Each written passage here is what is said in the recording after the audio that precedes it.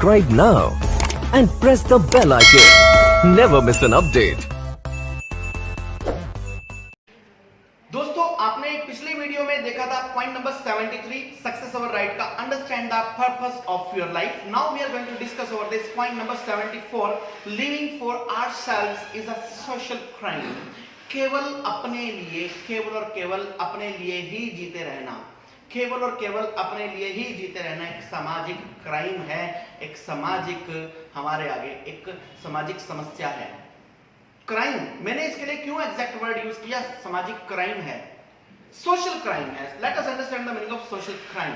The exact meaning of social crime is that, social crime का actual meaning, exact meaning ये है कि हम जब भी केवल और केवल अपने लिए करें, केवल और केवल अपने लिए करें, वो हमारा एक सोसाइटी का रूल नहीं है.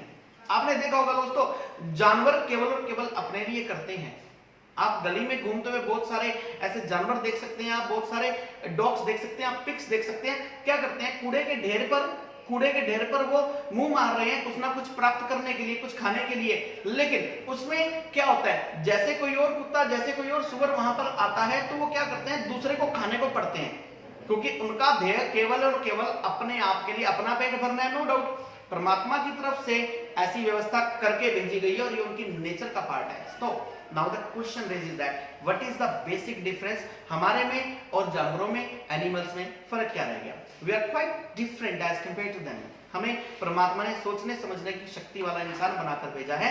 That is the only reason man is an animal. Man एक एनिमल है, लेकिन वो एक सोशल एनिमल है. हम लोग सोशल एनिमल हैं, हम लोग साथ मिलजुल कर रहते हैं, हम लोग एक दूसरे के सुख में दुख में पार्टिसिपेट करते हैं. सक्सेस की तरफ अगर आपको चलना है तो अपने समाज को भी अपने साथ लेकर चलना पड़ेगा. दोस्तों, मैं आपको पुनः बता दूं, सक्सेस ओवर राइट नाम से हमारी सीरीज चल रही है. पॉइंट नंबर 74 आप देख रहे हैं, और इससे रिलेटेड और जो आपको वीडियोस देखने, मेरे आई बटन पर आप देख सकते हैं और सारे वीडियोस. मैंने 5 वीडियोस इससे पिछले वाले आई बटन पर क्लिक कर आप देखिए, और साथ ही मैंने डिस्क्रिप्शन में सभी वीडियोस के, सक्सेस ओवर राइट के सभी वीडियोस के लिंक डाल दिए हैं. तो दोस्तों, मैं ये कह रहा था कि हम लोग सामाजिक प्राणी हैं और हम लोगों को सक्सेस अचीव करने के लिए बनाकर भेजा गया है. Our birth in this earth is not merely an accident. We have been sent for a special purpose. Awake today if you want to sleep tomorrow. अपने लिए केवल इस समाज में नहीं जीना.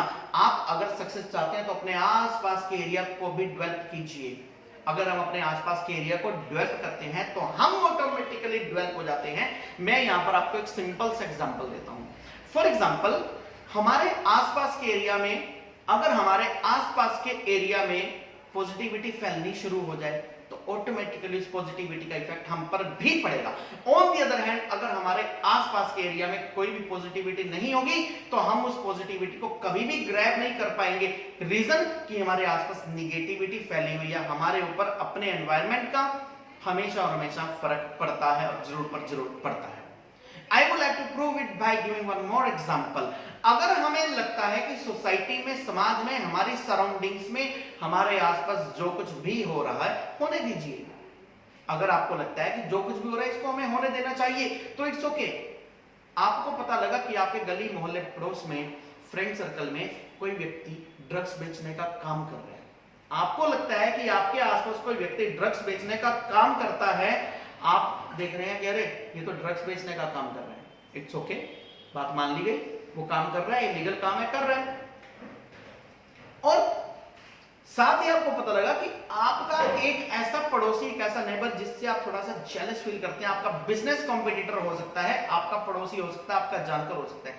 आपको पता लगा कि वो उस व्यक्ति के संपर्क में है और वहां से ड्रग्स लेकर ड्रग्स कंज्यूम करता है. वो आपने कहा अरे वाह बहुत बढ़िया हुआ, उनका बेटा ऐसा कर रहा है, इट्स ओके, वो हमारा कंपटीटर है, कोई दिक्कत नहीं है, गलत आदत पर चल रहा है. You are very happy.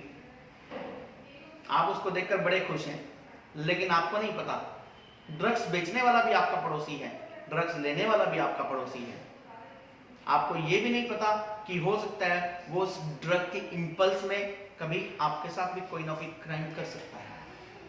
आपको यह भी नहीं पता, आपको पता भी नहीं चलेगा कि कभी उस पड़ोसी का जो बच्चा है वो आपके बच्चे के कांटेक्ट में आ गया और कब उसने आपके बच्चे को ड्रग्स की हैबिट डाल दी. देखिए जरा अपनी सोसाइटी के आसपास की क्या स्थिति है. अगर हमारी सोसाइटी के आसपास की स्थिति कुछ गलत है तो उसको ठीक करने की कोशिश कीजिए। अगर हमारी सोसाइटी बेटर होगी, अगर हमारी सोसाइटी बेटर होगी तो हम लोग ऑटोमेटिकली बेटर होंगे। केवल अपने लिए ही जीना इस मानव जीवन का उद्देश्य है ही नहीं। सक्सेस अगर हम प्राप्त करना चाहते हैं तो हमें अपनी सराउंडिंग्स पर ध्यान देकर चलना होगा। अगर हम अपनी सराउंडिंग्स को ध्यान देकर नहीं चलेंगे तो नो प्रॉब्लम, क्या होने वाला है, कुछ खास नहीं होने वाला, लेकिन शुरू में नहीं होने वाला, बाद में इसके बहुत बड़े बड़े इफेक्ट्स देखने को मिलेंगे। What is the reason behind it? क्या रीजन है कि बड़ी बड़ी कंपनीज, जो बड़े बड़े हमारे बिजनेस हाउसेज हैं, बड़े बड़े कॉर्पोरेट घराने जो है, वो अपने एक पर्टिकुलर प्रॉफिट का अमाउंट जो है कंपनी सोशल रिस्पॉन्सिबिलिटी, अब तो माननीय सुप्रीम कोर्ट के ऑर्डर पर एक कंपलसरी हो गया कि कंपनी के द्वारा, लेटेस्ट डाटा मुझे नहीं पता लेकिन पहले का जो डाटा मुझे पता है उसके अकॉर्डिंग हर कोई कंपनी अपने टोटल नेट प्रॉफिट का 2% जो है कंपनी सोशल रिस्पॉन्सिबिलिटी हेड के अंदर जो है वो पब्लिक के ऊपर, सोसाइटी के ऊपर खर्च करेगी। क्या जरूरत थी हमारी माननीय सुप्रीम कोर्ट को ये ऑर्डर देने की? क्या जरूरत थी इन कंपनियों को अपने नेट प्रॉफिट का 2% जो है समाज के ऊपर खर्च करने की? सरकार ये चाहती है, कंपनियां ये चाहती हैं, केवल सरकार नहीं कंपनियां भी ये चाहती हैं कि जो भी वो कमाएं उसमें से कुछ पैसा समाज के उत्थान पर लगाएं। तो इससे बड़ा क्या एग्जांपल हो सकता है कि living for ourselves is a social crime. केवल सेल्फ सेंटर्ड मत बनिए, केवल और केवल अपने कमाने के लिए, अपने खाने के लिए, अपने परिवार के लिए मत जिए, अपने समाज के लिए भी कुछ ना कुछ कीजिए।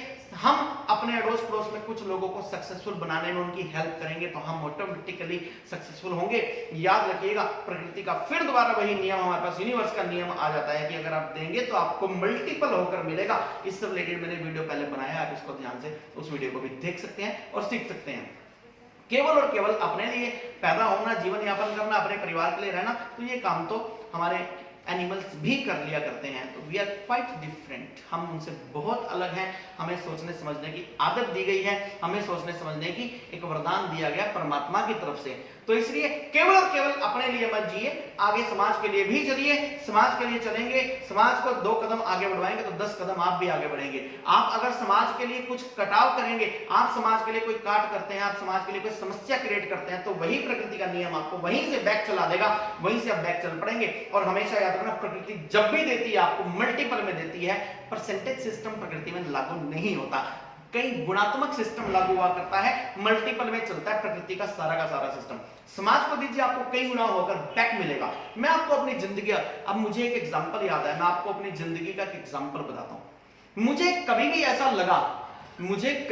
ऐसा लगा कि मैं अपने बिजनेस में, मुझे कभी भी ऐसा लगा कि मैं अपने बिजनेस में थोड़ा सा कुछ पॉइंट डाउन चल रहा हूं, अगर मुझे लगा तो मुझे एकदम से एक ही प्रकृति का नियम याद आता है कि मैं समाज को कुछ दूं, मैं समाज को कुछ दूं।